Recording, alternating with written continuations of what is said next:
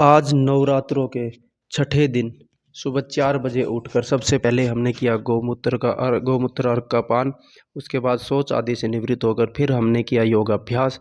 योगाभ्यास के माध्यम से हमने अपने शरीर को स्वस्थ व मजबूत बनाया। उसके बाद फिर नहा धो कर के हम बैठ गए पूजा के लिए। पूजा में सबसे पहले हमने दीवे की बत्ती ठीक की और फिर उसमें किया तेल अर्पित। फिर उसके बाद हमने गायत्री जाप और ध्यान किया। गायत्री जाप का बड़ी महिमा बताई गई है। वेदों में गायत्री मंत्र को महामंत्र के नाम से भी कहा गया है। गायत्री जाप करना हमारे लिए आध्यात्मिक की दृष्टि से बड़ा ही लाभकारी है। उसके बाद फिर हमने किया हवन। हवन के माध्यम से हमने देवी देवताओं को अपना भोग अर्पित किया और समाज के कल्याण की कामना की।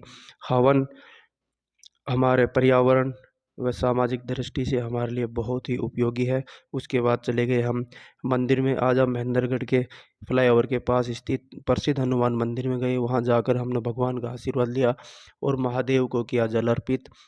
महादेव को जल अर्पण करने के बाद फिर हमने हमने की साफ सफाई। आज महेंद्रगढ़ के में स्थित राव तुलाराम चौक पर हमने अमरभूत आत्मा वीर शिरोमणि बाबा राव तुलाराम की प्रतिमा की धूल मिट्टी साफ की। 1857 की क्रांति में इन्होंने इन्होंने बहुत ही अपनी महत्वपूर्ण भूमिका निभाई थी और ये एक महानायक हैं। इनकी प्रतिमा को हमने साफ सफाई की। उसके बाद फिर हमने किया गाय की सेवा। गौ माता को खिलाए हमने फल और फिर उसके बाद हमने स्वयं फलाहार कर अपने शरीर का भरण पोषण करके फिर हम बैठ गए स्वाध्याय के लिए।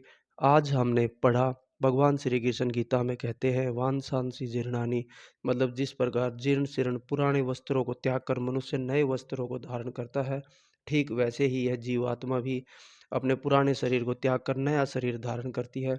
इस प्रकार हमें आत्मा को अजर अमर नित्य समझना चाहिए।